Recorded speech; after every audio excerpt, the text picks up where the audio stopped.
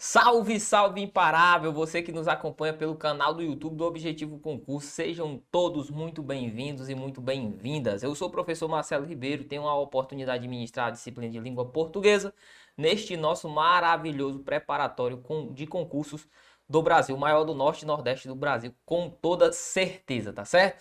Você que me acompanha pelo YouTube, eu queria saudar você já com o meu muito obrigado pela sua participação e dizer a você que você tem uma missão, é isso mesmo. Qual a minha missão, professor? Você já sabe, deixar o seu like na nossa transmissão e compartilhar com o máximo de pessoas que você puder. Até porque você sabe que um modo de você agradecer o nosso trabalho, todo o trabalho que a equipe do Objetivo faz para levar o melhor da qualidade da educação até você, é justamente deixando o like no vídeo e compartilhando a nossa transmissão. Beleza? Tranquilo? Professor, como é que vai funcionar a nossa aula de hoje? Acho que você já percebeu que eu estou a caráter, estou na beca, como já diriam os nossos grandes amigos, estou na beca, estou a caráter, porque nós trabalharemos hoje com estúdio aberto. É isso mesmo, nós estamos em estúdio aberto. Então, você... Trajado a rigor. Muito bem, Edson, muito bem. Trajado a rigor. Então nós vamos trabalhar hoje com o estúdio aberto, tá? Se você ainda não conhece o estúdio aberto, como é que ele funciona? A gente vai passar os nossos blocos e você vai ter a oportunidade de ficar ao vivo conosco para o nosso material que está sendo criado para subir para a nossa plataforma. Se você quer conhecer mais a fundo, ver todos os nossos blocos, ter a oportunidade de estudar conosco, gostou da nossa aula, quer ficar, quer ter a oportunidade de estudar com a gente, você vai ter a oportunidade sim. Por quê, professor? Porque você pode adquirir um dos nossos cursos na nossa plataforma, tá certo? Você pode aproveitar aí a operação de Gobel. Estamos com a operação de Gobel, né, Edson? Estamos com a operação de Gobel. 50% de desconto em qualquer um dos nossos cursos. Se você adquirir, você vai ter 50% de desconto. Bacana, tranquilo. Então, no mais era isso. Você vai ter a oportunidade de acompanhar o nosso estúdio aberto. Lembrando sempre que, ao final de cada bloco, a gente faz uma pausa, espera um pouquinho e a gente volta novamente, tá certo? Então é isso aí, vamos lá. Pronto, Edson? Bora, pessoal, quando levantar a mão, o senhor começa, beleza? Beleza, seu comando, meu irmão. Vai lá, 3, 2, 1. Salve, salve, amante da língua portuguesa. Voltamos por cá. Professor, hoje estudaremos o quê? Hoje daremos início a uma progressão importante no nosso estudo. Por quê, professor? Porque hoje nós trabalharemos variação linguística. Você que já deve ter assistido a todas as nossas aulas, tem aí uma bagagem muito grande no que se refere à gramática, no que se refere à interpretação, compreensão. E tudo isso, como já diria tio Ben, com grandes poderes vem grandes responsabilidades. E deste modo, você agora tem grandes responsabilidades na sua mão.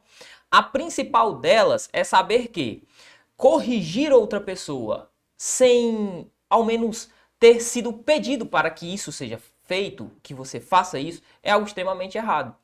Professor, por que o senhor está falando isso? Porque esse tema que a gente vai estudar agora, ele vem sendo recorrentemente cobrado justamente por conta da análise que é feita em cima da língua. Nós vamos analisar a língua, mas não por um viés gramatical, e sim por um viés psicolinguístico. Nós vamos associar aqui algumas referências sociais, algumas referências psíquicas à utilização da língua, tá certo? E principalmente, você que tem essa ferramenta importante na sua mão, que é a ferramenta da comunicação, a ferramenta aí da gramática, você vai conseguir entender que não é porque eu sei que uma determinada palavra não é para ser usada naquele contexto que eu vou sair por aí fazendo, né, as correções às pessoas. Beleza? Então este tema de agora é um tema maravilhoso de ser estudado, é um tema simples, fácil, só que quando cai é meio complexo, a galera ainda consegue patinar. Apesar do tema ser fácil, a galera ainda patina. Beleza? Show? Então acompanhe comigo, por favor, o nosso quadro, porque nós começaremos a trabalhar variação linguística. Certo? Professor, eu quero aprofundar o conhecimento acerca de variação linguística. Tem algum autor que o senhor possa falar? Tenho, só a fim de pormenorizar aqui o nosso estudo. Tem o Marcus Bagno, que é um gramático renomado e contemporâneo. Ele traz várias aí situações comunicativas. Inclusive, ele tem uma gramática de bolso do português contemporâneo. O que é que ele vai traçar, professor, nessa gramática? Ele trata usos, formas com que nós possamos tratar a língua, a fim de que nós não consigamos ferir nossas relações sociais e estabelecermos ali uma relação de preconceito com as outras pessoas, né? Uma vez que você tem pleno domínio agora da gramática, beleza? Show de bola. Então, sem mais delongas, eu queria que você visse comigo o seguinte: a língua é um código de comunicação. Isso mesmo. Professor, a língua é um código de comunicação? Sim, é um código de comunicação. Esse código de comunicação, ele se subdivide em dois tipos. Nós temos a linguagem que nós chamamos de verbal e nós temos a linguagem que nós chamamos de não verbal. Professor, qual que é a linguagem verbal? A linguagem verbal é aquela que se apropria da palavra. Como assim?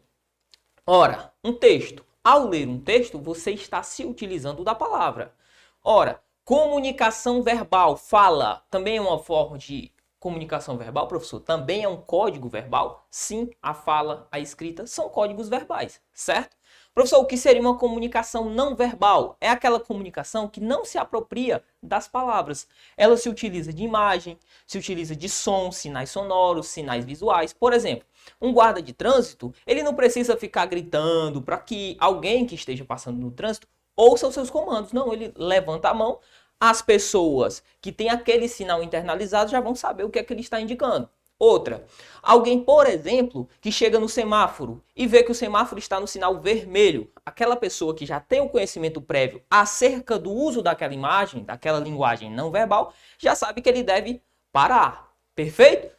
Tranquilo, professor. E por que que isso é importante? Isso é importante, cara, porque quando nós partimos do viés da linguagem verbal, nós temos que saber que ela possui algumas variações.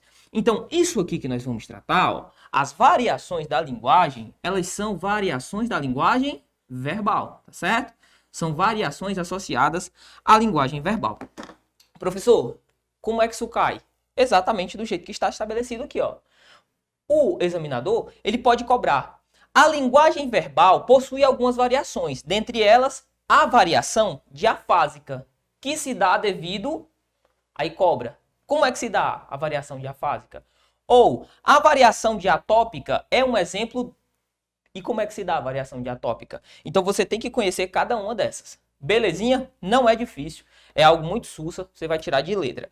Além disso, o que eu quero que você entenda neste nosso bloco é que a língua, ela nada mais é que um elemento também de segregação.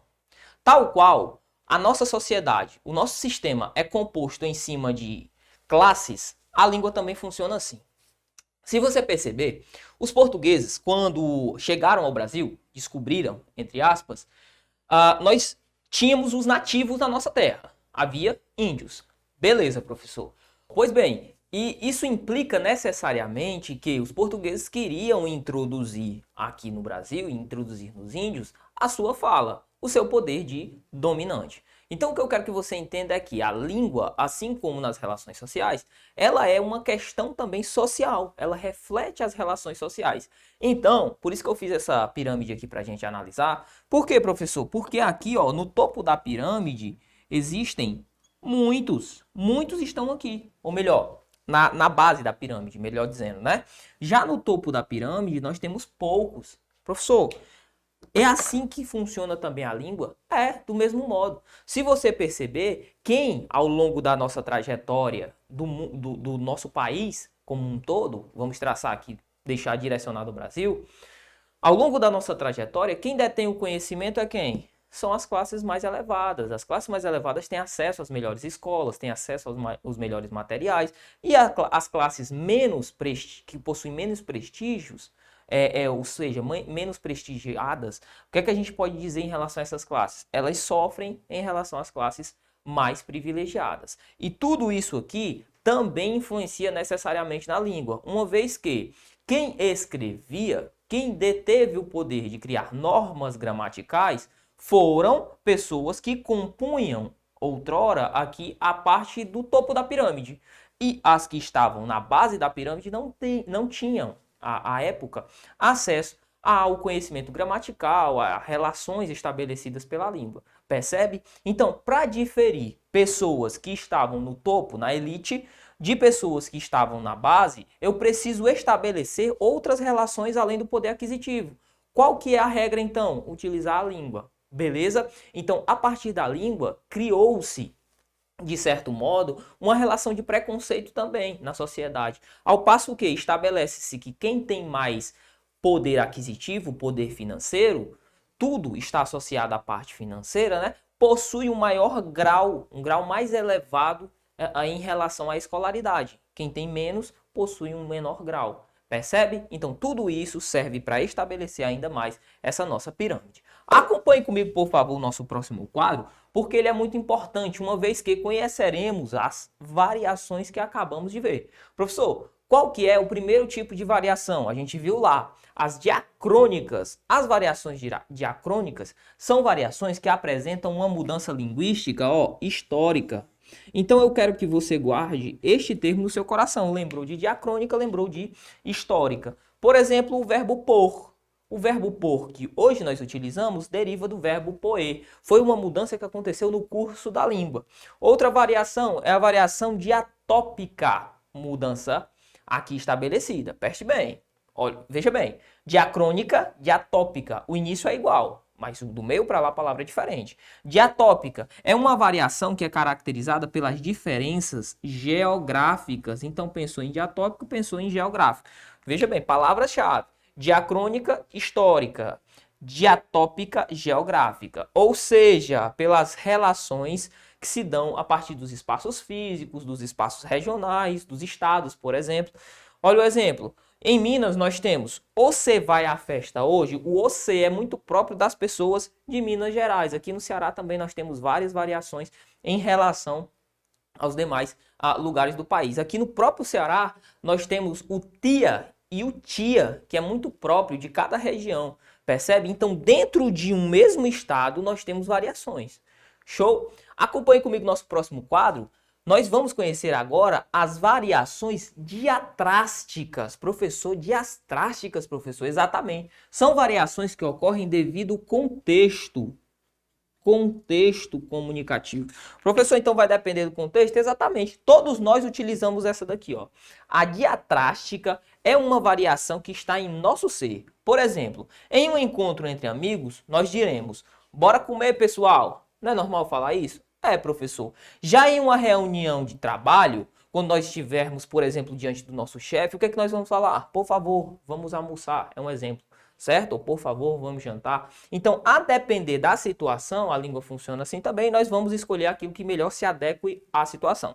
Show? Perfeito, professor. Por fim, nós temos as variações diafásicas. As variações diafásicas, elas são variações que ocorrem na convivência entre grupos.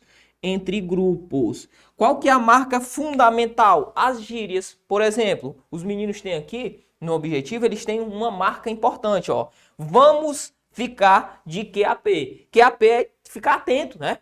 Então representa ali, ficar de QAP. É uma gíria própria de quem? Da galera das carreiras policiais, dos policiais em si, entende? Então, as gírias representam variações que nós chamamos de variações diafásicas. Tranquilo? Agora, para a gente finalizar esse nosso bloco e partir para as questões. Primeiramente, eu quero falar com você sobre os níveis de linguagem. Nós temos 2 níveis. Lembra da escadinha que eu mostrei lá para você?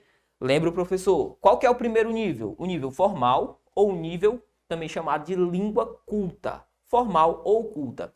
É o nível prescrito pelas gramáticas, ou seja, é aquele que cai na sua prova.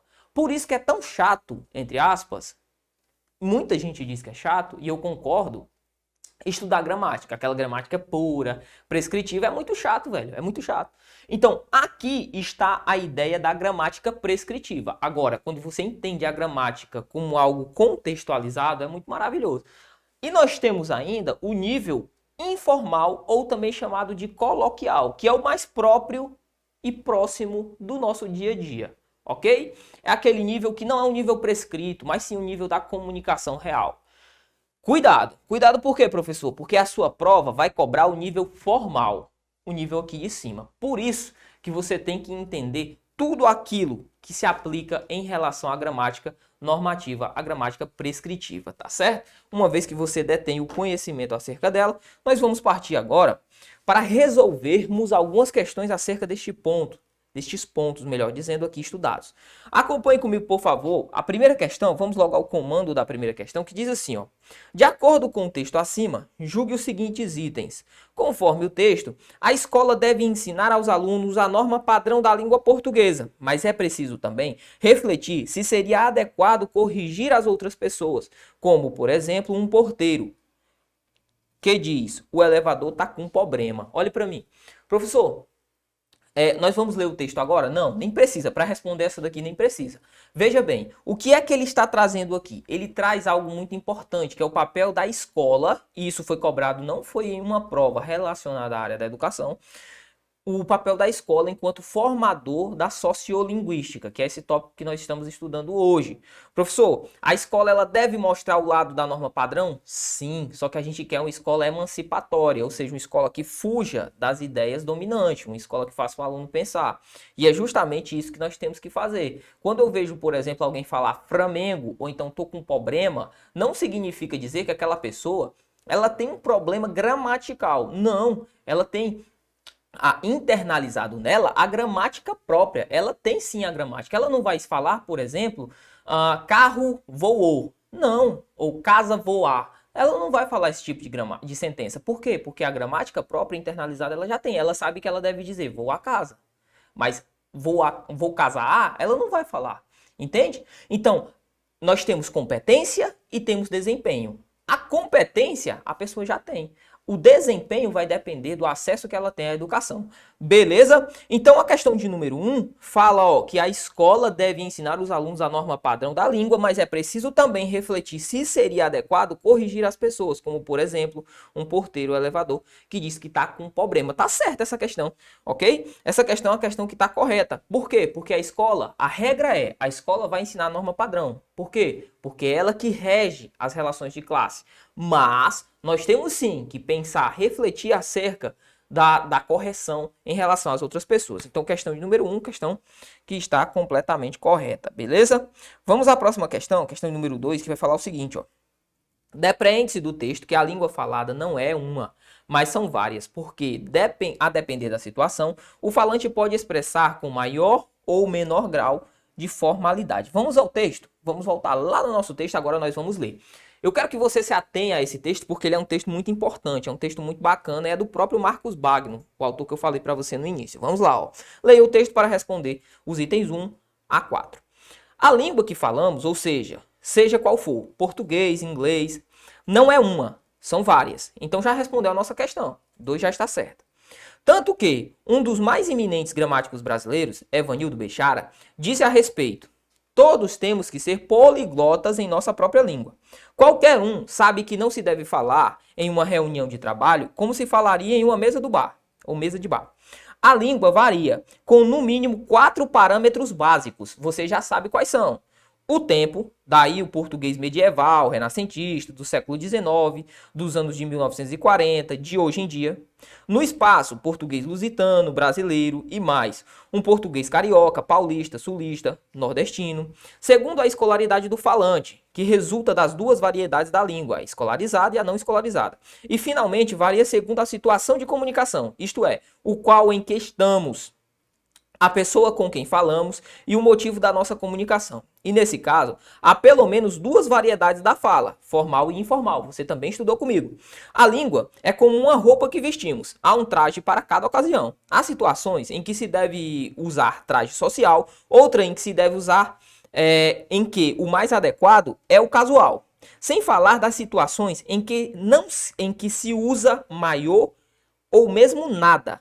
Quando se toma banho, trata-se de normas indumentárias que pressupõem o uso normal. Não é proibido ir à praia de terno, mas não é normal, pois causa estranheza. A língua funciona do mesmo modo. Há uma norma para entrevistas de emprego, audiências judiciais e outras para comunicação em compras no supermercado. A norma culta é o padrão de linguagem que se deve usar em situações formais. A questão é a seguinte: devemos usar a norma culta em todas as situações? Evidentemente que não, sob pena de parecermos pedantes. Dizer nós fôramos, em vez de dizer a gente tinha ido, em uma conversa de botequim, é como ir de terno à praia. E quando corrigir alguém que está errado? É claro que os pais devem ensinar seus filhos a se expressar corretamente. E o professor deve corrigir o aluno. Mas será que temos o direito de advertir o balconista que nos cobra R$2 pelo cafezinho? Tranquilo, show de bola. Um texto muito bem produzido, um texto bem interessante que é estudado, inclusive, nos cursos de licenciatura. Vamos lá, ó. Então a questão de número 2, ele fala, depreende-se do texto que a língua falada não é uma, mas são várias, porque a depender da situação, o falante pode se expressar com maior ou menor grau de formalidade. Certo também a questão de número 2. Vamos a 3. Segundo o texto, temos que ser poliglotas de nossa própria língua. Significa que a língua assume variantes adequadas aos contextos em que são produzidos. Corretíssimo também. Por quê, professor? Porque a depender do contexto, você viu, o texto trouxe isso, a depender do contexto, nós vamos falar de forma mais formal ou de forma menos formal, ok? Existe um padrão que é culto, prestigiado, e existe um padrão que não é prestigiado. O que eu quero que você entenda é isso. Portanto, questão de número 3, questão também facinha, gabarito correto. O pronome outra no terceiro parágrafo está empregado em referência ao termo a língua. Vamos voltar ao texto novamente? Vamos lá no nosso texto, terceiro parágrafo. A língua funciona do mesmo modo. Há uma norma para entrevista de emprego, audiências e outra, olha aqui, ó, outra, como está arriscado, como está colocado aqui no nosso terceiro parágrafo, para a comunicação. Outra que não se refere à língua, se refere a uma norma para entrevista de emprego, audiências judiciais, e outra norma para a comunicação. Portanto, questão de número 4, errado, tá certo? Questão de número 4, errado. Vamos à questão de número 5 para finalizarmos este nosso tema. Diz assim, uma construção considerada imprópria da linguagem coloquial é... Neste momento eu quero que você pause o vídeo, tente responder comigo. Por quê, professor? Porque é importante a sua participação. Olha aqui, professor. Item A. É claro que a maternidade interfere em atividades fora do ambiente doméstico. Professor, ele quer uma construção que seja considerada imprópria, ou melhor, que seja considerada própria da linguagem coloquial. Qual que é a linguagem coloquial? É a linguagem informal. Show de bola, essa questão é difícil, viu? Essa questão é difícil. O item A não é o nosso item. Por quê? Porque não há nenhum desvio gramatical. Quando ele falar linguagem informal ou linguagem coloquial, vá buscar erros gramaticais, erros entre aspas, né? Porque nós estamos falando a partir de uma prescrição. A gramática diz o que é certo.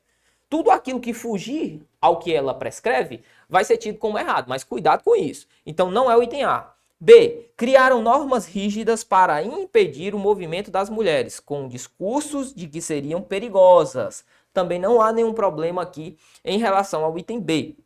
C. Agnodice,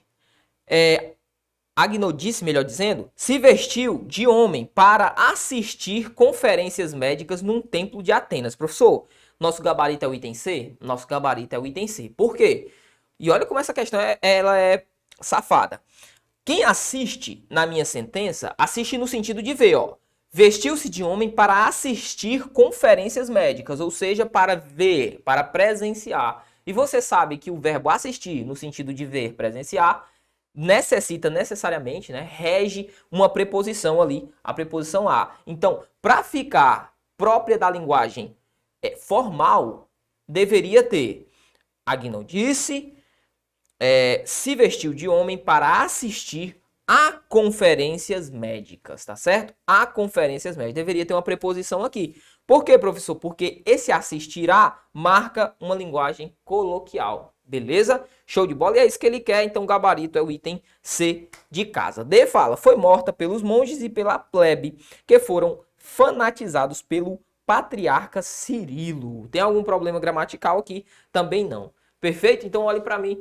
Assim, nós finalizamos essa nossa parte muito importante acerca da variação linguística, tá certo? Dê atenção especial, principalmente às variações, aos tipos de variações, porque quando isso cai, diatópica, diafásica, o nego se perde, tá bom? Então, tome cuidado com isso e eu espero você no próximo bloco para a gente continuar o nosso estudo acerca da língua. Valeu! YouTube, né? E aí, galera do YouTube, voltamos por cá, estamos continuando, vamos dar continuidade ao nosso estúdio aberto. Você já sabe como é que funciona, já passei o bizu para você. Agora, o que é que eu vou fazer, professor? Agora, deixa eu tomar uma água. Agora a gente vai fazer o seguinte, você vai ficar aí de QAP, lembra do QAP? Você vai ficar aí de QAP, porque daqui a pouco a gente volta, rapidinho, 3 minutinhos, né, meu amigo Edson? Em 3 minutinhos nós estaremos de volta para trabalharmos com mais um bloco, mais um tema importante aqui para os nossos concursos, tá certo? Espero por você daqui a pouco. Valeu!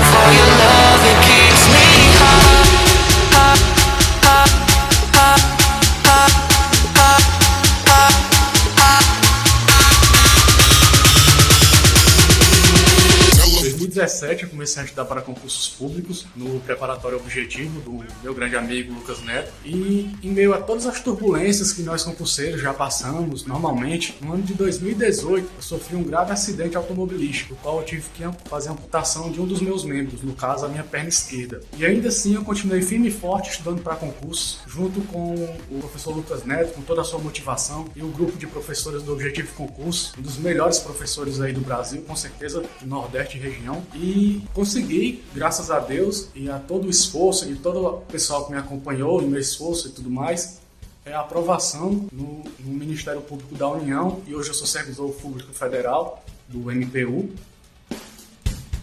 no caso do MPF. Então vamos começar a estudar, vamos se dedicar ainda mais, não vamos desistir, vamos correr atrás e mudar de vida, que assim como eu pude mudar de vida, vocês também podem. Um abraço a todos, um abraço.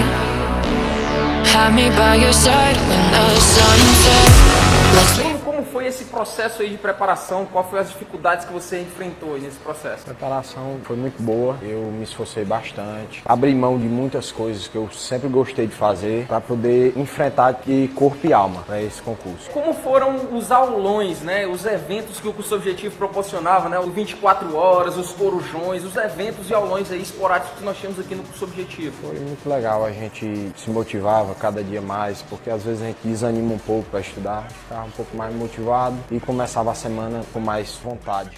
Sobre os planos de estudo, o plano de estudo diferencia o aluno objetivo? Sim, com certeza, que se você não tiver um caminho certo para seguir, você...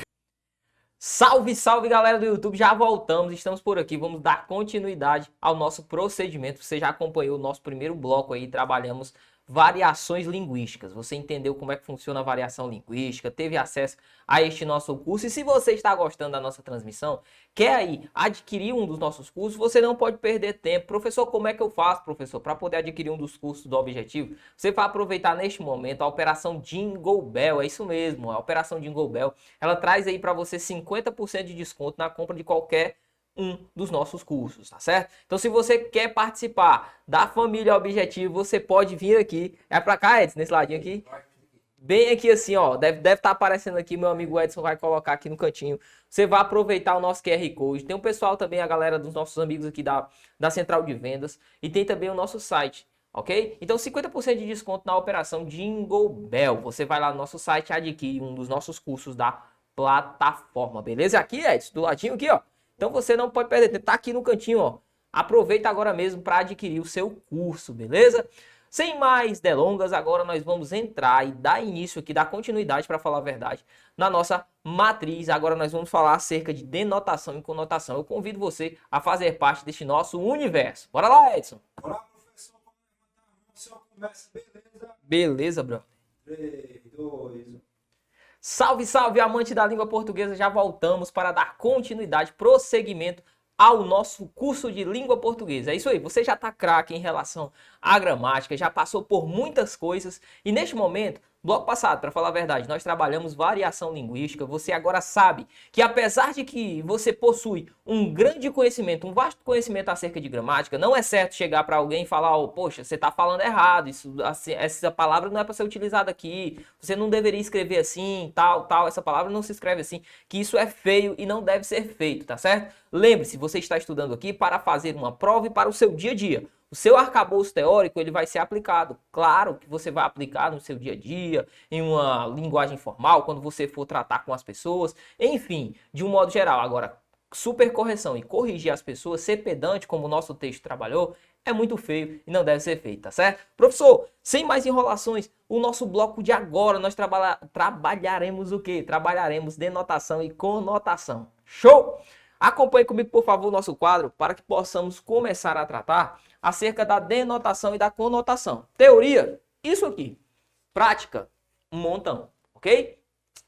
Em princípio, trabalharemos a denotação e a conotação de modo muito básico, de modo muito simples. Vou dar alguns exemplos e nós vamos resolver algumas questões.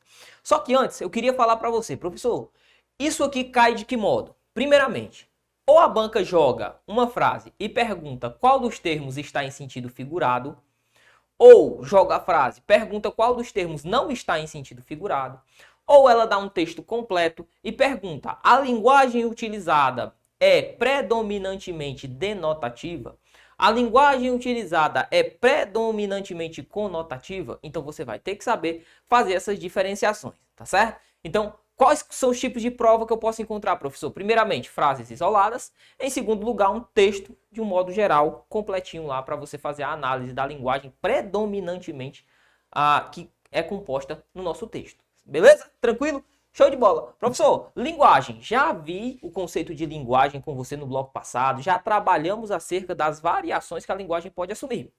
Agora, nós vamos falar de dois tipos de linguagem aqui muito importantes, principalmente no que se refere à nossa prova. Porque não adianta de nada refletir sobre o uso, não adianta de nada estudar conceitos que não serão cobrados. O bloco da aula passada, melhor dizendo, e o bloco de agora, nós vamos aprofundar, você vai ver isso aqui cai e cai com força, beleza? Não erre esse tipo de tema, porque não é um tema tão difícil, mas que ao mesmo tempo, tal qual o bloco que trabalhamos acerca do uso das variações, é um peguinha.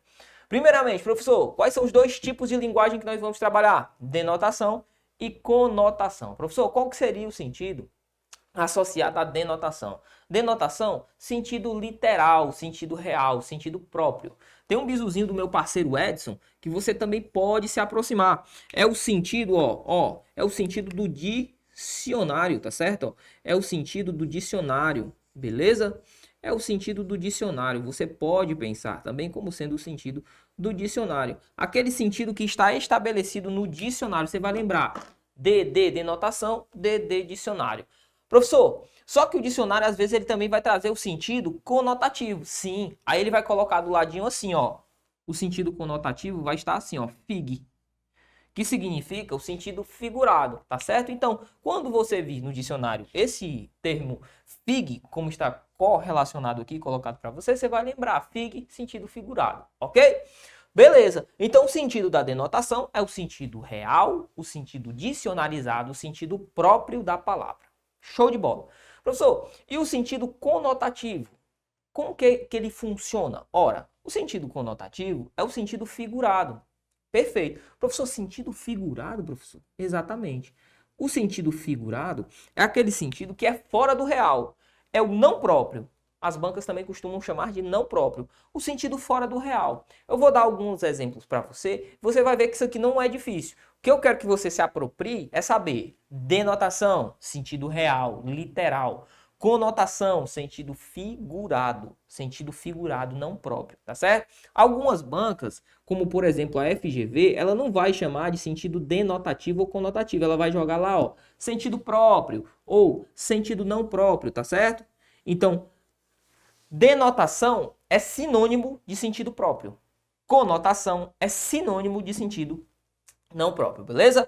Professor, vamos treinar isso aqui? Vamos. Acompanhe comigo no próximo quadro para que a gente possa treinar este tipo de análise. Primeiramente, nossa primeira frase. Ele tem um coração de pedra. Ele tem um coração de pedra.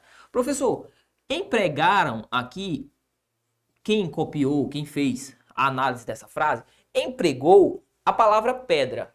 A palavra pedra que aqui está, ó, quando eu associo, quando eu faço o movimento mental de pedra, eu lembro de um sólido, uma rocha, algo que é disposto ao chão, percebe? Quando eu olho para uma pedra, eu faço associação a uma rocha, perfeito. Só que o texto me fala coração de pedra. Quando eu lembro um coração, eu penso, poxa, um coração ele é feito de carne. Perceba, a associação entre coração e pedra Não é uma associação possível. Eu não consigo falar que um coração é propriamente feito de pedra. Professor, mas digamos que exista uma escultura e essa escultura possua o coração feito de pedra. Cuidado. Por quê? Porque eu estou falando em um contexto completo. Agora, imagine comigo que você chegue em um determinado texto e nesse determinado texto trate acerca de uma escultura que é feita de pedra. E nela existe um determinado boneco que é feito e possui o coração de pedra. Aí você vai associar, poxa, o coração de pedra lá é o sentido real. Por quê? Porque a matéria que compõe o coração é pedra. Agora, ele tem um coração de pedra, tal qual eu estou estabelecendo aqui, é algo amplo. Eu não consigo falar que um coração é feito de pedra, tá certo? Então perceba, conotação e denotação não são simplesmente conceitos. Eles são conceitos que são aplicados, claro, ao texto, ao sentido, a toda a ideia associada ali à semântica do meu texto ou da minha frase que o examinador trouxer, beleza? Então, ó, pedra lá foi utilizado no sentido, você sabe, no sentido figurado, sentido que você vai chamar de figurado. Também sentido que você vai chamar, ó, de não literal ou não real, tá certo? Não literal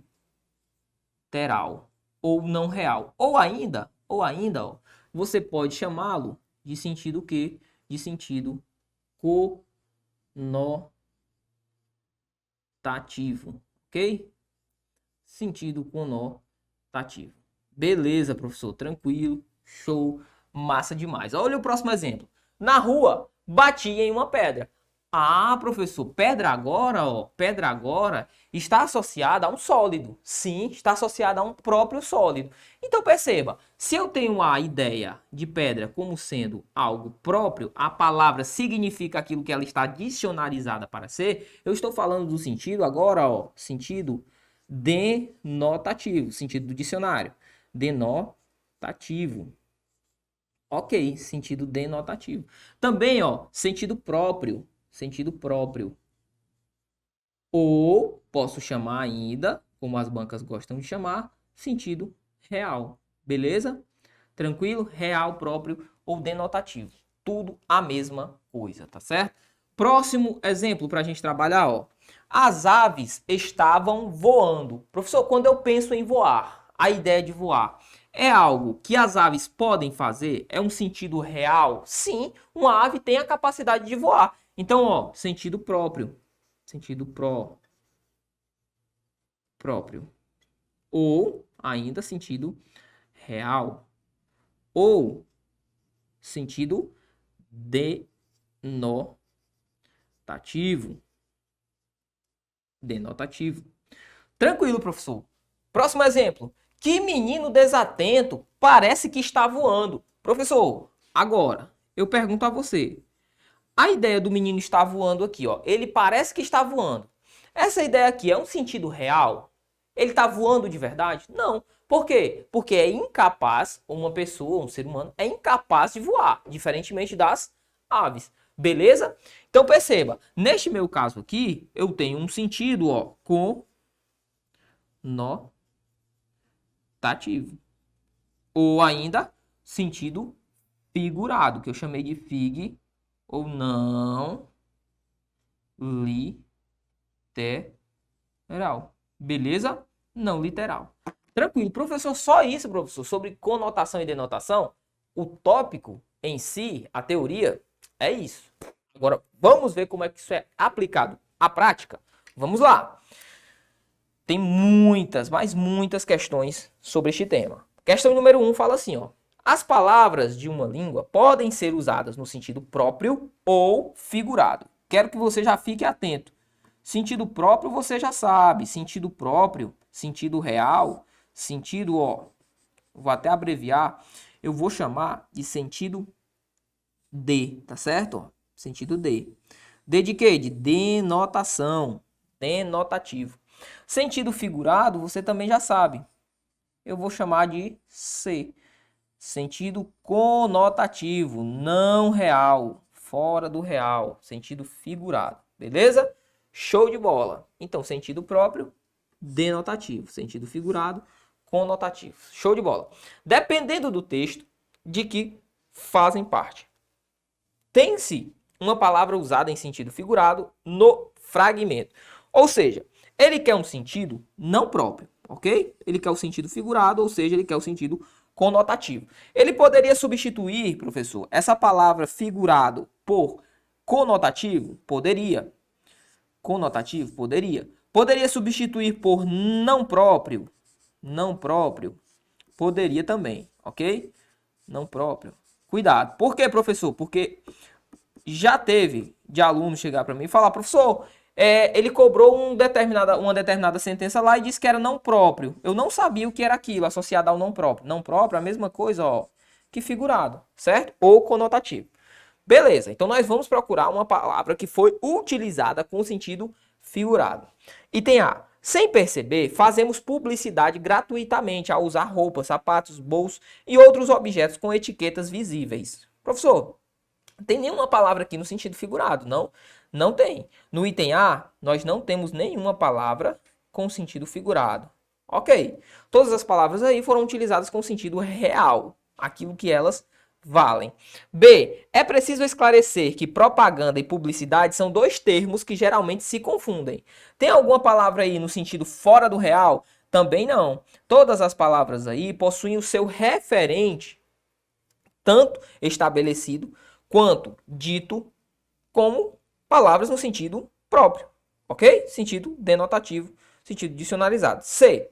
Também chama a nossa atenção em bancos, escritórios, hospitais, restaurantes e cinema, outros lugares públicos. Professor, chamar a atenção aqui, ó, chamar a nossa atenção como está colocado aqui, professor, é uma expressão que nós chamamos de idiomática, não é? Sim, é uma expressão própria da nossa língua. Nós traçamos, nós trabalhamos com esta expressão. Só que o sentido de chamar a atenção é atentar, trazer para nós, ok?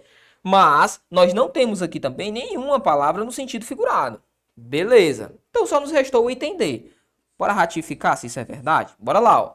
Não teria sido possível sem que o bombardeio incessante da publicidade. Opa, professor, ó.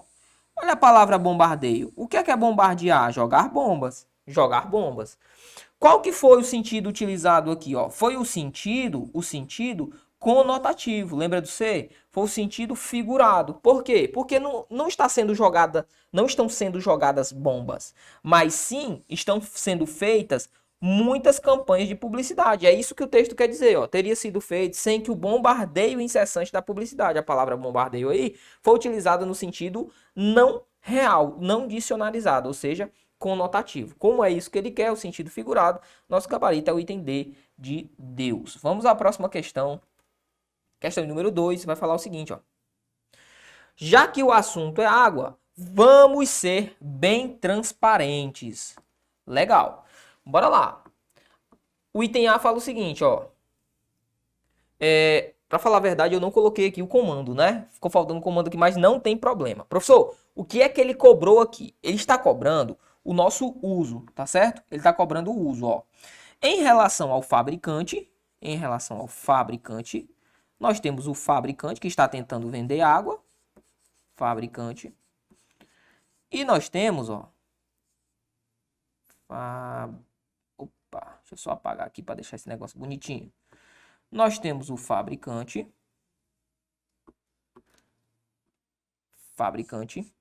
Que eu vou chamar de F, tá certo? Para facilitar o nosso processo. E nós temos também aqui, ó. A água, tá certo? Nós temos o fabricante e temos a água, ó. Vamos tentar entender o contexto.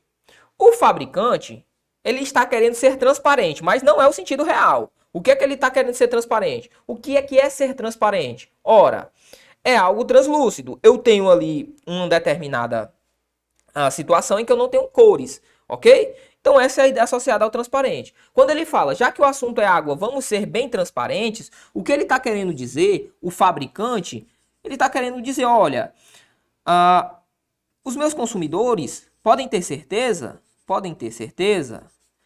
de que nós somos justos, nós somos pessoas leais, somos pessoas de bem, ok? Os fabricantes querem demonstrar que são pessoas de bem. Agora, em relação à água, a palavra transparente é o sentido literal. Literal por quê, professor? Literal porque a água tem como ser transparente. Percebe? Agora, em relação a consumidores, a palavra transparente é uma palavra que é utilizada no sentido figurado, ou seja, conotativo. Já em relação à água, o sentido literal, o sentido denotativo. Então perceba, em relação a consumidores, nós temos o sentido conotativo. Por quê, professor? Porque não tem como um vendedor ser transparente. Transparência é algo próprio, estabelecido em relação à água. Para a água, nós temos o sentido literal, ok? Aí ele diz, item A, literal quando se refere à água. De fato, para comprovar que toda água de aspecto transparente não apresenta contaminação. Não é isso que o texto nos diz, ó. A primeira parte está ok, mas a segunda incorre em erro. Por quê? Porque extrapola. B, literal quando se refere ao fabricante, ó. É isso, professor? Não. O fabricante está sendo utilizado no sentido conotativo, sentido fora do real, lembre-se. C, não literal. Não literal, quando se refere à água. Não, quando se refere à água, o sentido é literal. D, não literal, quando se refere ao fabricante. De fato, sentido conotativo. Até aqui tá ok. Para passar aos possíveis consumidores a imagem de uma empresa de credibilidade. Ok, ó. E tem D na questão, nessa nossa respectiva questão. Beleza, de número 2. Item E. Não literal quando se refere à água. Errado. Por quê? Porque quando se refere à água, o sentido é denotativo, ou seja, o sentido literal. Beleza? Portanto, gabarito item D nessa nossa questão. Vamos à próxima, que vai dizer o seguinte. Assinale a alternativa em que a palavra grifada está empregada no sentido denotativo. Professor, sentido denotativo, nós já sabemos. Temos plena consciência que o sentido denotativo é o sentido real.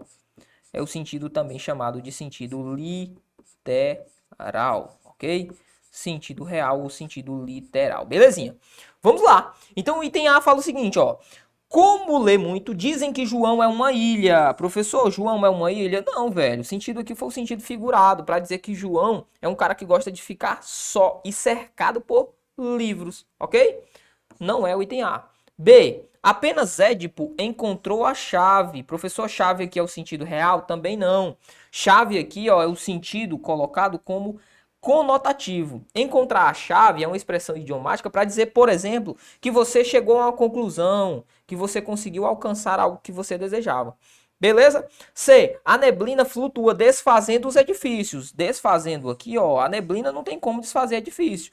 Qual que é o sentido aqui? É o sentido conotativo, certo? Sentido conotativo. Desfazer os edifícios quer dizer que a neblina bate nos edifícios, percorre os edifícios, beleza? D. Quando o sol cair, perceba, a palavra cair aqui não é o sentido real, o sol não vai cair.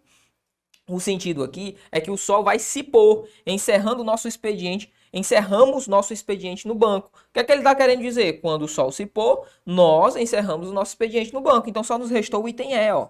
Alessandro rompeu a camisa no arame farpado que cerca a fazenda. Romper aqui, ó, é o sentido real, sentido literal, ok? Que nós chamamos também de sentido denotativo. Portanto, nosso gabarito é o item E, ó. Rasgou a camisa. Beleza? Tranquilo, professor. Vamos à próxima questão. Próxima questão, questão número 4, vai falar o seguinte pra gente, ó. Há registro de conotação no fragmento transcrito na alternativa. Professor, a primeira coisa que eu devo fazer é o quê? É ir no seu termo e grifar. Ele quer a conotação. Você sabe que a conotação é o sentido não real, não literal, ou sentido figurado. Então, nós vamos procurar o sentido figurado, beleza? Show de bola. Sentido figurado, vamos procurar. A. Muitos especialistas dizem que nada será como antes. B. Há um grande número de profissionais competentes. C. Para quem está no olho do furacão. D. Além disso, é fundamental estar inteirado da tecnologia. Professor, qual que é o nosso item correto? Ó, facinho, facinho. Item C, ó. Por quê, professor? Porque ele fala do olho do furacão. Essa palavra aqui, ó, estar no olho do furacão, não é o sentido real. Estar no olho do furacão é mais ou menos isso aqui, ó. Eu tenho o furacão e você está lá no meio do furacão. Não é isso que ele quer dizer. Quando ele utiliza para quem está no olho do furacão, ele está querendo dizer o seguinte: para quem está em uma situação difícil. tá certo? Esse olho do furacão equivale a situação difícil, ó. Situação difícil, situação complexa, complicada, beleza? Tranquilo? Então, gabarito na 4 é o item C de casa. Vamos à próxima questão. 5 fala o seguinte. Em qual das frases a seguir a expressão em destaque foi empregada no sentido próprio, ou seja, denotativo? A questão ainda foi legal, né? Porque ela falou, ó, o sentido denotativo é o sentido próprio, beleza? Então vamos lá. O desejo de muitos internautas que navegam na internet é o de encontrar informações precisas. B. Quando queria brincar na casa de seus avós, a criança usava o lápis para rabiscar as paredes. C. No dia do baile, a normalista tomou um chá de cadeira inesperado até conhecer aquele grumê. D. Nas metrópoles, o trânsito é um pesadelo para grande parte dos motoristas e dos pedestres. Professor, ele coloca assim, ó, rabiscar as paredes no item B. A. Navegam na internet. Primeiramente, internautas navegam de fato. O que é navegar? É pegar o seu barquinho e andar em alto mar. Navegar é isso. Eu pergunto, os internautas, eles navegam de fato? Não. Então, ó, ele quer o sentido próprio, denotativo. Isso aqui foi o sentido figurado, conotativo. Beleza? B. Quando queria brincar na casa de seus avós, a criança usava o lápis para rabiscar paredes, ó. Professor, aqui é o sentido denotativo? Sim. O que era que ela fazia? Ela pegava a figura lá do seu lápis e saía riscando a parede. De fato é isso. Para rabiscar as paredes é o sentido real. Então, gabarito é o item B. Mas vamos só complementar essa ideia. C. No dia do baile, a normalista tomou um chá de cadeira. O que é tomar um chá de cadeira? Ficar esperando, ok? Ficar esperando. Então, significa que ela ficou esperando por alguma coisa. Beleza? Então, sentido conotativo também. D. Nas metrópoles, o trânsito é um pesadelo. Poxa, professor, o trânsito de fato é um pesadelo? Não. Sentido conotativo também. Por quê? Porque um pesadelo seria alguém deitado numa cadeira, ou melhor, deitado em algum lugar, ou até mesmo sentado, dormindo e sonhando, pensando, ok? Um pesadelo é isso. Um pesadelo não está associado à figura do trânsito. Ele pegou a palavra, associou, fez uma relação metonímica e trouxe aqui esta nossa ideia. Portanto, gabarito item B de bravo. Olhe para cá. Assim nós finalizamos mais um bloco importantíssimo. Cara, isso aqui cai e cai com força. Então, se você ficou com alguma dúvida, volte ao nosso vídeo, assista quantas vezes você julgar necessário que você assista a esta nossa aula. E eu espero por você no nosso próximo bloco. Toma um café, uma água, um chá e continua na peleja. A gente sempre volta. Valeu! Galera do YouTube, estamos de volta. Vamos dar prosseguimento aos nossos blocos, à nossa matriz. Você já sabe, só um tempinho para você tomar aquele café, aquela água e o banheiro, e ao banheiro também. E você já sabe também, né, velho? Promoção Jingle Bell, não posso perder a oportunidade de falar para você. Estamos com 50% de desconto na compra de qualquer um dos nossos cursos. Você pode aproveitar neste momento, tá certo? Muitos editais estão sendo publicados ao longo do nosso...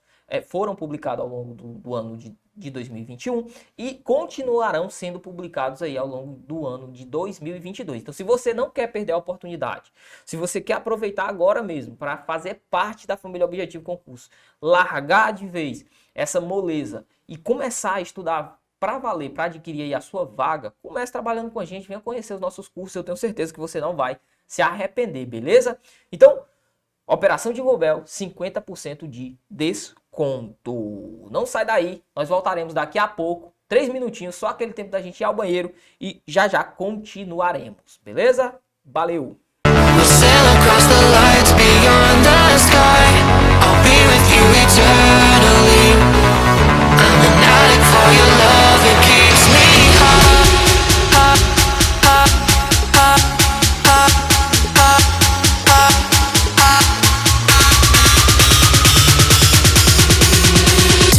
2017 eu comecei a estudar para concursos públicos no preparatório objetivo do meu grande amigo Lucas Neto. E em meio a todas as turbulências que nós concurseiros já passamos normalmente, no ano de 2018 eu sofri um grave acidente automobilístico, no qual eu tive que fazer a amputação de um dos meus membros, no caso a minha perna esquerda. E ainda assim eu continuei firme e forte estudando para concursos, junto com o professor Lucas Neto, com toda a sua motivação, e o grupo de professores do Objetivo Concurso, um dos melhores professores aí do Brasil, com certeza do Nordeste e região. E consegui, graças a Deus e a todo o esforço e todo o pessoal que me acompanhou no meu esforço e tudo mais, a aprovação no Ministério Público da União, e hoje eu sou servidor público federal do MPU, no caso do MPF. Então vamos começar a estudar, vamos se dedicar ainda mais, não vamos desistir, vamos correr atrás e mudar de vida, que assim como eu pude mudar de vida, vocês também podem. Um abraço a todos, um abraço.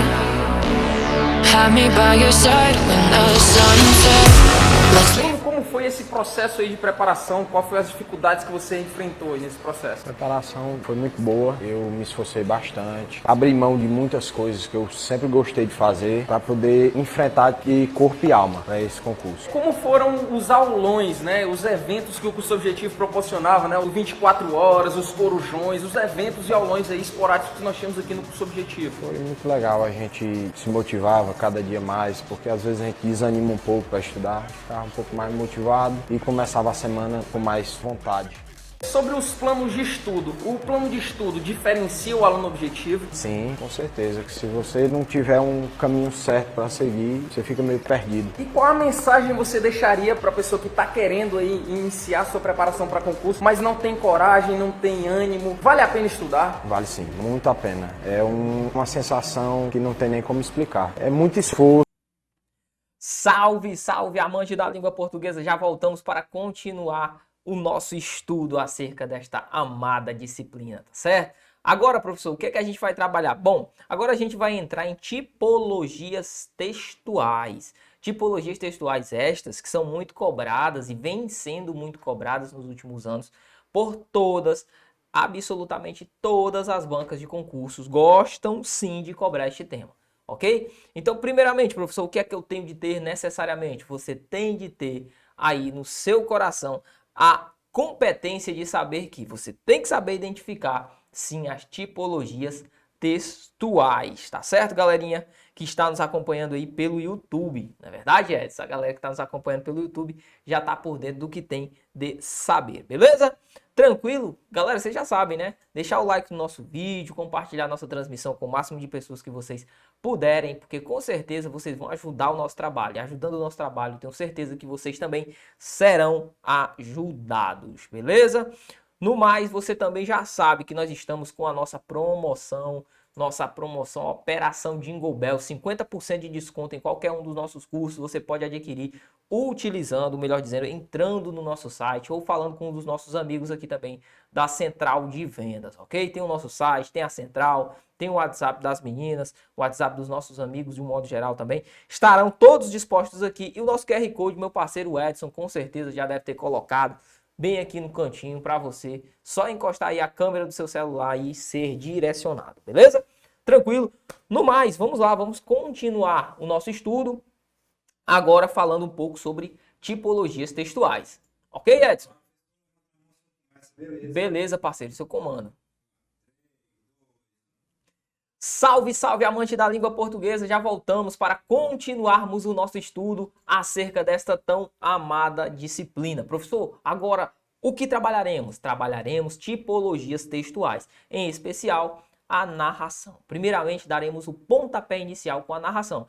Por quê, professor? Porque, em primeiro lugar, a narração é, sem sombra de dúvidas, a tipologia mais importante quando vamos citar concursos públicos, ok? Fazendo um recorte das bancas e daquilo que é mais cobrado em relação a tipologias textuais, nós vemos que, com certeza, a narração é aquela, narração juntamente com a descrição, mas principalmente a narração, é aquela que mais ganha destaque. Bacana? Tranquilo?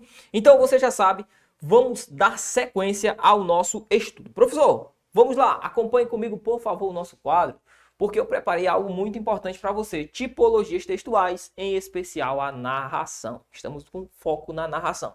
Professor, narração, beleza.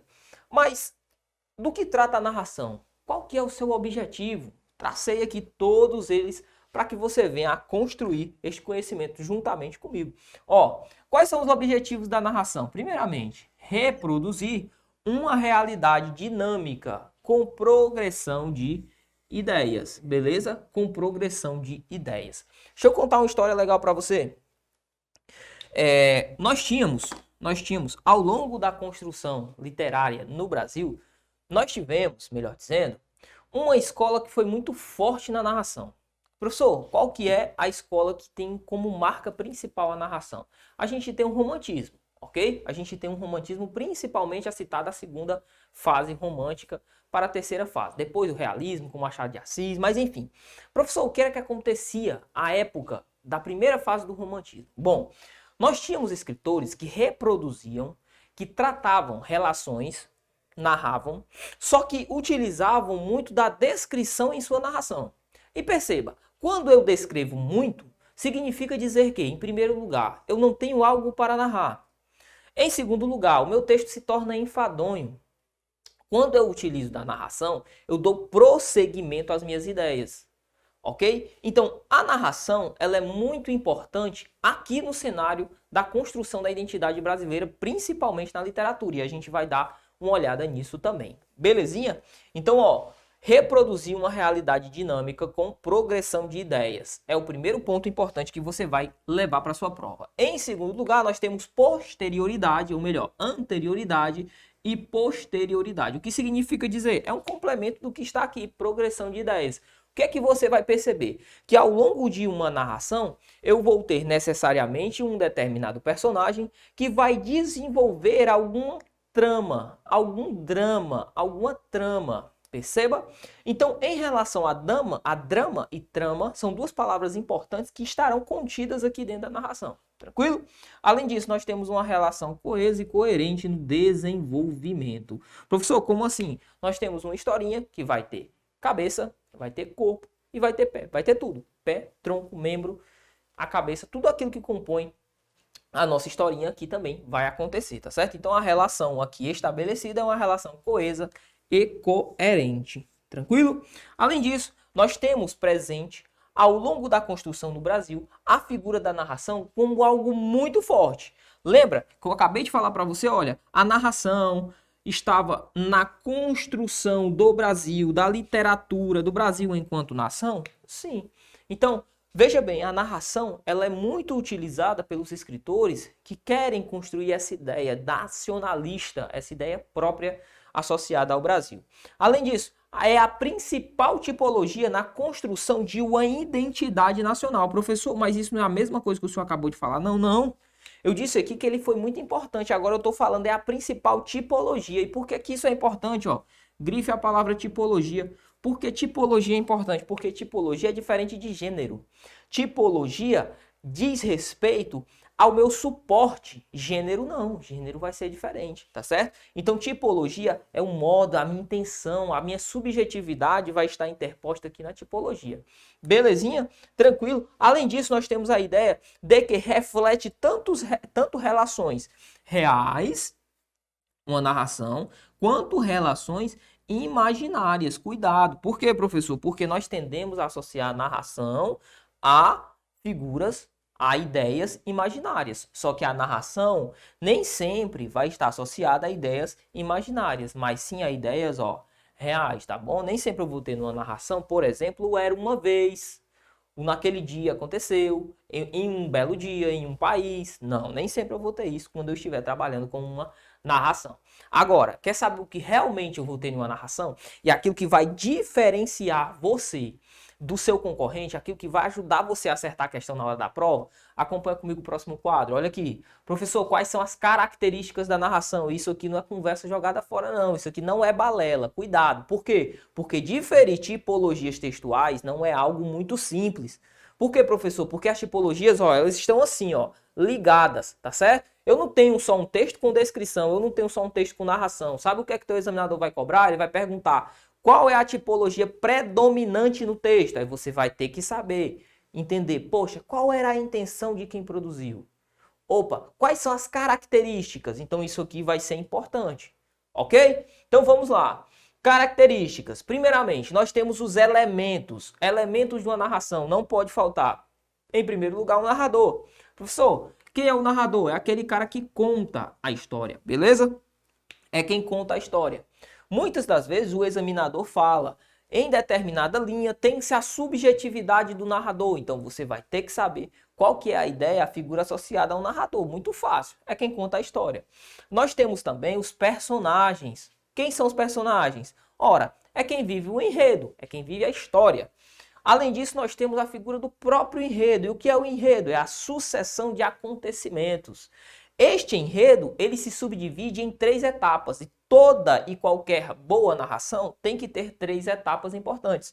Quais são, professor, as etapas do enredo? Nós temos a complicação, nós temos o clímax e o desfecho. Professor, o que seria a complicação? Vamos lá, exemplo prático. Imagina, e o que era muito comum principalmente na primeira fase do romantismo no Brasil. Primeira, segunda fase do romantismo no Brasil. Existia o mocinho e existia a mocinha. O mocinho se apaixonava pela mocinha. O que era que acontecia? Surgia um terceiro, sei lá, vou colocar o nome aqui, o Joãozão, surgia para atrapalhar o mocinho e a mocinha. Ou seja, o antagonista. Ele aparecia ali para tentar criar algum problema em relação ao mocinho e à mocinha. Eu tenho aqui a figura da complicação. Eles se amam, mas aquele amor, de certo modo, é proibido. Beleza? Além disso, nós temos o clímax. O clímax é aquele ápice, é o auge da história. Professor, como que seria, por exemplo, o clímax aqui? Ora, o clímax seria, por exemplo, o momento em que este danado deste antagonista, deste cara que tenta separar o mocinho e a mocinha, vem a morrer. Ou o momento que acontece alguma coisa inesperada e ele some da história. Ele morre ou foge, alguma coisa do tipo. Então isso é o clímax da história, é aquele ápice. É o que traz a catarse, que é uma definição trazida por Aristóteles, mas a gente não vai aprofundar nessa questão não. Além disso, nós temos o desfecho. Professor, o que é o desfecho? Ora, mocinho, mocinha, ficam juntos, vivem felizes para sempre. Isso aqui, o enredo, Machado de Assis muda toda essa história quando ele publica Memórias Póstumas de Brás Cubas, né? Ele faz até uma certa ironia em relação a como as histórias eram produzidas.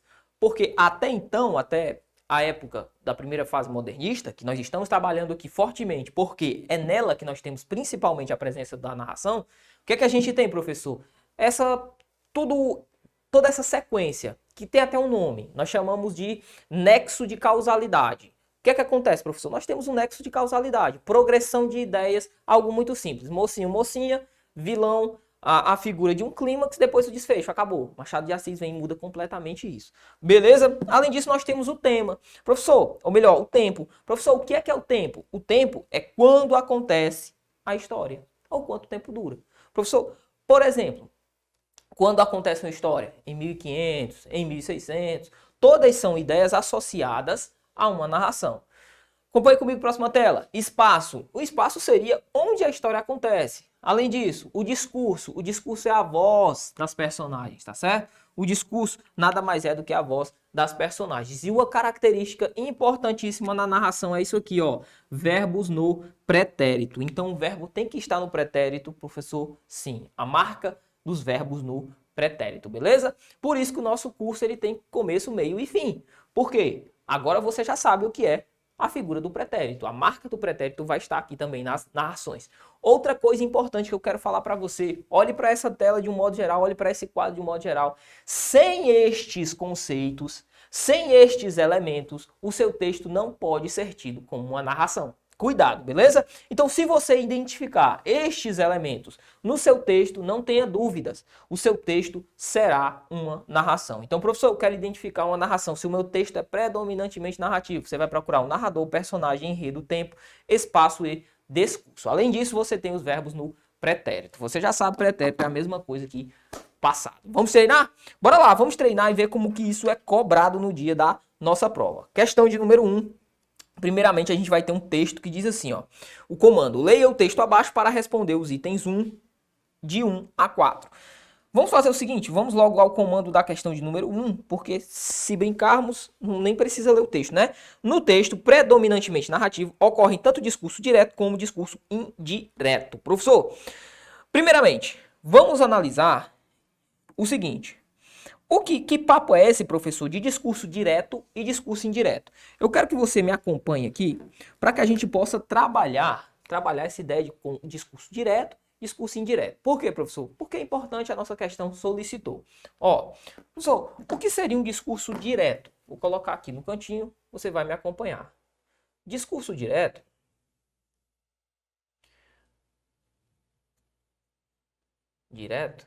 é aquele associado, ó, a algo, ou seja, reprodução fiel,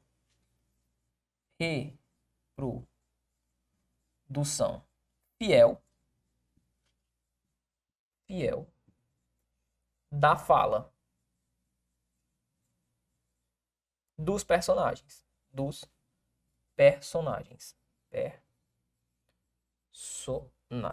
Reprodução fiel da fala dos personagens. Olha aqui, por exemplo, João disse, 2 pontos.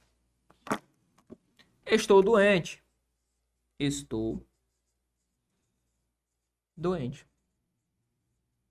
Ah, professor, tranquilo, professor. Então quer dizer que o discurso direto é a reprodução fiel da fala do personagem? Exatamente, ó. Estou doente. Não foi o João que falou? Foi.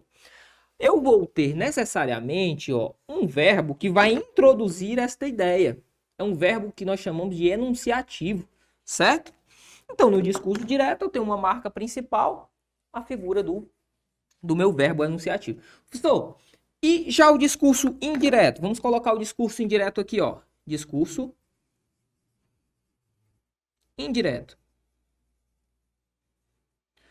O que acontece no discurso indireto? Ora, o discurso indireto, quem vai falar agora ainda continua sendo a figura do meu personagem. O meu personagem ainda reproduz. Só que não é o personagem que vai dar voz ao discurso. Quem é, professor? É o próprio narrador. Olha o exemplo, ó. João disse que estava doente.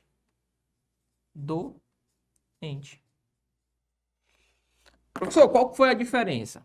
No discurso direto, eu reproduzi a fala do João. Eu trouxe até o verbo, ó, que faz a enunciação da fala do João. O discurso indireto, o que foi que eu trouxe, professor? Eu trouxe a figura do próprio narrador reproduzindo a fala do João. João disse que estava doente. Deixa eu te dar um bisu aqui para tu ficar craque nisso aqui, ó. Este carinha aqui, que você já conhece do fundo do seu coração, é o que eu chamo de conjunção integrante. Lembra? Professor, a gramática não tem, ainda tem gente que fala, né? A gramática não tem nada a ver para análise. Não tem nada a ver o quê, meu irmão? Olha aqui, ó.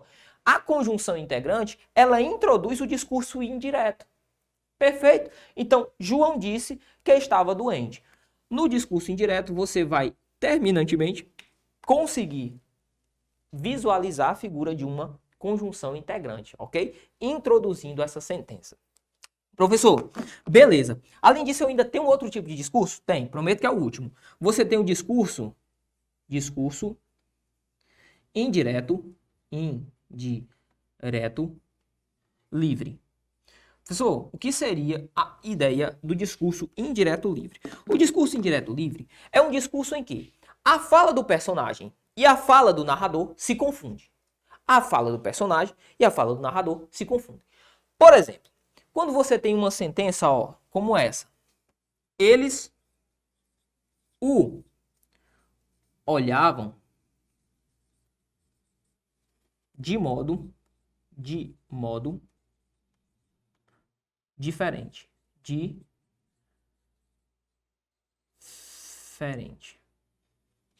Vírgula. Pensavam ser um ladrão?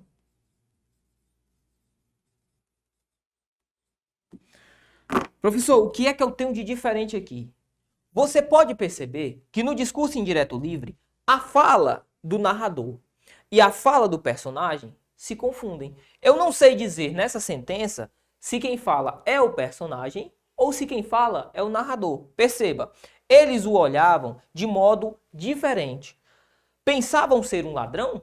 Você não sabe quem é que está falando aqui, quem está reproduzindo essa fala. Se é quem está vivendo ou se é o narrador da história. Beleza? Então estes são os tipos de discurso. Não são conceitos difíceis, não são. Acompanhe comigo. Voltemos então à nossa tela. Que ele fala o seguinte, ó, no texto predominantemente narrativo, ocorre tanto o discurso direto como o discurso indireto livre. Você já conhece todos esses tipos de discurso. Então vamos ler o texto. Tarde de verão. É levado ao jardim na cadeira de braços. Sobre a palhinha dura, a capa de plástico e, apesar do calor, manta xadrez no joelho. Cabeça caída no peito, um fio de barba no queixo. Sozinho, regala-se com um trino da corruína, um cacho dourado de geísta. E, ao arrepio da brisa, as folhinhas do chorão faiscando, verde, verde, primeira vez, depois do insulto cerebral, aquela ânsia de viver. De novo um homem, não barata leprosa, com caspa na sobrancelha. E a sombra das folhas na cabecinha trêmula adormece. Gritos. Recolha a roupa, Maria, fecha a janela. Prendeu Nero? Rebenta com fúria o temporal. Aos trancos, João ergue o rosto e a chuva, melhor dizendo, escorre na boca torta. Revira em agonia o olho vermelho. É uma coisa que a família esquece na confusão de recolher a roupa e fechar as janelas? Dalton Trevisan. Esse texto aqui é muito massa. Professor, não entendi foi nada, professor, pois eu explico para você. Esse texto aqui é muito massa. Ele conta a história de um homem que teve um derrame cerebral e ficou de paraplégico, de cadeira de rodas. Em um dado momento, levam esse homem para ir ao jardim tomar sol. O que acontece? Vem um temporal, o temporal acontece e começa a chover. Começa a chover bastante. As pessoas da família dele lembram até de colocar o cachorro. Nero aqui é um cachorro. Lembram até de colocar o cachorro para dentro, lembram de tirar as roupas. Tiraram as roupas do varal, tal. Esquecem, acabam esquecendo a figura do nosso personagem aqui, o narrador, ou melhor dizendo, este personagem, né, que sofreu o derrame cerebral, acabam esquecendo dele do lado de fora da casa. Aí ele pensa, poxa, isso é coisa que acontece, a família acaba esquecendo até uma pessoa, e esquecem a pessoa e não esquecem o cachorro, não esquecem... Entende? Muito massa. Dalton Trevisan foi o autor deste nosso texto. Aí ele diz assim, ó, no texto predominantemente narrativo, claro, predominantemente narrativo. Professor, como é que eu sei que é predominantemente narrativo? Tem um tempo, tem sim, tem um espaço, tem, ó, jardim, o tempo, tarde de verão, o jardim, personagens, tem, o homem, ok? Tem a família que aqui estava, tem Maria, né, ó, Maria fecha a porta, Nero, cachorrinho, enfim, tem todos os elementos que nós traçamos aqui, ó. Tem o discurso, porque tem a voz das personagens. Aí ele fala, ocorre tanto o discurso direto como o discurso indireto livre. Professor, qual o discurso direto? É aquele discurso em que nós propagamos por meio da reprodução fiel à fala do personagem. Cadê, ó? Tarde levado aos braços, sobre a palhinha. Lá na frente você vai ter o seguinte, ó. Recolhe a roupa, Maria, fecha a janela. Que está disposto aqui, ó. Deixe-me grifar aqui para você. Maria, fecha a janela. Professor, discurso direto. Beleza. E agora o discurso indireto? Discurso indireto um pouquinho mais à frente. Olha aqui, ó. Último período, diz assim, revira em agonia o olho vermelho. É uma coisa que a família esquece na confusão de recolher a roupa e fechar as janelas. Perceba, eu tenho um discurso indireto livre. Por quê, professor? Porque eu não sei quem fala, se é o personagem ou se é o narrador. Então, o item correto na questão de número 1. Vamos à questão de número 2, que vai falar o seguinte. 2 diz assim, a escassez de verbos nas duas primeiras frases do texto e o uso da forma verbal na voz passiva realçam a situação de imobilidade e fragilidade da personagem em foco. Professor, eu não entendi. Eu quero voltar para ver se isso é verdade. Olha, ele diz da ausência de verbo nas duas primeiras frases. Como ele está colocando aqui, ó, a escassez de verbo nas duas primeiras frases. Então, quando ele coloca para a gente aqui, ó, tarde de verão.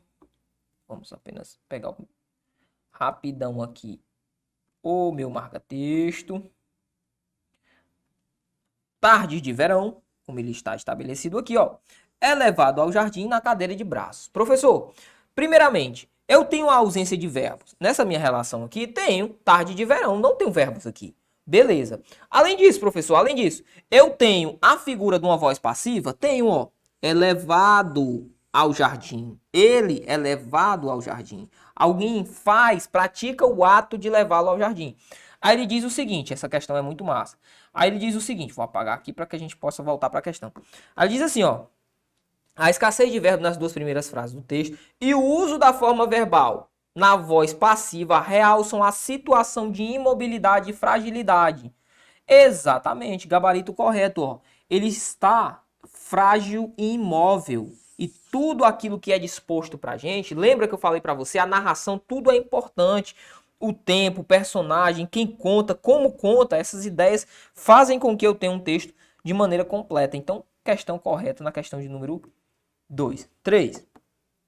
Fala o seguinte: por tratar-se de narrativa em terceira pessoa, o texto apresenta, além do relato das ações, alguns comentários do narrador, sem prescrutar o pensamento do personagem principal. Professor, o que seria prescrutar? Seria trazer o pensamento do personagem principal. Professor, esse item tá certo? Tá não, tá errado. Por quê? Porque nós já vimos, se eu tenho discurso indireto livre, significa que eu não sei analisar, ó, se há ou não a figura do pensamento do personagem. Lembra? Eu tenho a figura do personagem e do narrador se confundindo as vozes. Essa seria a ideia do discurso indireto livre. Portanto, o item é errado, uma vez que ele fala sem prescrutar o pensamento. Eu não posso afirmar isso. Gabarito errado na questão de número 3. Vamos à próxima. A questão de número 4 diz assim, ó: o uso das formas verbais ergue, revira, denotativas de movimento, indicam a recuperação física do personagem decorrente da retomada da ânsia de viver. Professor, esse item está certo ou está errado? Ó, olha aqui, esse item está errado. Professor, mostre-me no texto, por favor. Iremos ao texto, olha aqui, ó. Quando ele diz ergue, na linha 7, quando ele está colocando aqui pra gente, ó, rebenta a fúria do rosto aos traços, corre na boca, revira em agonia os olhos. Aí ele coloca lá na frente, ó. Deixa-me só encontrar aqui o marca-texto. Bonitinho. De novo um homem, não uma barata leprosa. Verde, depois daquela ânsia de viver. E sua sombra nas folhas da cabecinha dorme. Os gritos recolher a roupa. Fecha. Prendeu o Nero, rebanta a folha. Tá um pouquinho... Pronto, tá bem aqui, ó. No nosso penúltimo período. Ergue o rosto. A chuva corre lá fora na boca torta, revira em agonia o olho vermelho. É uma coisa que a família esquece na confusão de recolher a roupa e fechar as janelas. Professor, por que é que está errado?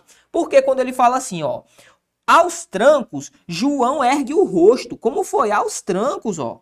Ele ergueu o rosto porque ele estava perplexo com a situação que foi criada. Eles chegaram a esquecer, eles procuraram até o cachorro, as pessoas da família, ok? Fecharam as janelas e acabaram esquecendo da figura do nosso personagem aqui, do João, do lado de fora, ok? Tranquilo? Ele revira em agonia. Ele faz isso, ó, ele ergue e revira em agonia. Por quê, professor? Porque ele fica perplexo com aquela situação. Por isso, nosso item é um item errado, beleza? Questão número 4, item errado. Para a gente finalizar agora, a questão de número 5. O prazer proporcionado pela percepção sensorial de pássaros e plantas contribui para que o personagem se sinta revigorado e recupere a sua autoestima. Professor, como assim? Ó? O prazer proporcionado pela percepção sensorial, ou seja, os sensores trazidos pela figura dos passarinhos, ó, e pelas plantas, contribui para que ele se sinta revigorado e recupere sua autoestima. Correto. Professor, onde que isso está no nosso texto, professor? Vamos voltar ao texto? Bora lá. Lá no nosso texto, o texto coloca aqui, ó, tarde de verão é levado ao jardim na cadeira de braço, sobre a palhinha dura da capa de plástico. Vou pegar aqui o meu marca-texto. E apesar do calor, manta xadrez. Cabeça caída no peito, um fio de barba no queixo. Sozinho regala o trino da corruína. Olha aqui, ó. Corruína aqui é um pássaro. Um cacho dourado de giesta, que também representa uma planta. Ao arrepio da brisa, as folhinhas do chorão faiscando. Chorão, ó, as folhinhas daquela determinada planta estão faiscando. Verde, verde. Primeira vez depois de um insulto cerebral, ou seja, depois do mal que ele sofreu, aquela ânsia de viver. Ou seja, tanto as folhinhas quanto os animais, a corruína, serviram para trazer de novamente a ânsia de viver? Sim, por isso o nosso item está correto na questão de número 5. Beleza? Tranquilo? Olha aqui. Professor, essas questões aqui foram rock and roll, não foram? Foram sim, foram questões pauleira, rock and roll, mas eu quero preparar você para você chegar em uma grande prova mesmo. Você tem que chegar bem nas provas mais complexas que você for enfrentar. Beleza? Tranquilo? Bom, nesse momento, você vai descansar, tomar uma água rapidão, revigorar, dar aquela esticada aí. Por quê, professor? Porque daqui a pouco nós voltaremos no próximo bloco para que possamos continuar com as tipologias. Trabalhamos narração, volto a frisar, é a mais importante. Posteriormente, trabalharemos descrição, que também é muito importante. Narração número 1, descrição fica ali em segundo lugar. Beleza? No mais, tomar aquele café, aquela água, vai dar aquela descansada, esticar um pouquinho o corpo. Eu espero por você no próximo bloco. Valeu! Galera do YouTube, vamos continuando aqui a nossa transmissão. Eu quero agradecer você. Show! Quero agradecer demais a vocês que estiveram presentes conosco. Foi muito importante a participação de vocês. Quero pedir também para que você, se você ainda não é ou não deu, primeiramente, o like no nosso vídeo, deixa o like no nosso vídeo, compartilha. Professor, vai ficar salva a nossa aula? Provavelmente sim. Então você compartilha, envia para as pessoas que você sabe que está estudando. Esse aqui, por se tratar de estúdio aberto, não fica, né? Ah, massa, Edson, massa, massa. Por se tratar de estúdio aberto, a gente não vai ficar salvo, beleza? Mas mesmo assim eu peço e agradeço desde já, né, a quem deixou o like aí na nossa transmissão. Beleza? No mais, professor, eu gostei da aula, eu quero aprofundar um pouco mais, eu tenho dificuldade em gramática, eu tenho dificuldade em interpretação, o que é que eu vou fazer? Você pode adquirir um dos nossos cursos, cara. 50% de desconto na compra de qualquer curso você vai ter neste momento na nossa querida, né, na nosso querido a Operação Jingle Bell, ok? Eu sempre esqueço, velho, o Jingle Bell aqui sempre dá uma bugada, mas lembrei, Operação Jingle Bell, 50% de desconto, você tem a chance. É a chance de iniciar o ano de 2022 muito bem, estudando para o concurso do seu sonho. Bacana? No mais, obrigado demais a todos que participaram, a todos que deixaram o like na nossa transmissão. Espero por vocês em uma próxima oportunidade, se Papai do Céu assim nos permitir. Beleza? Valeu, fica com Deus, não desista do seu sonho. Até a próxima.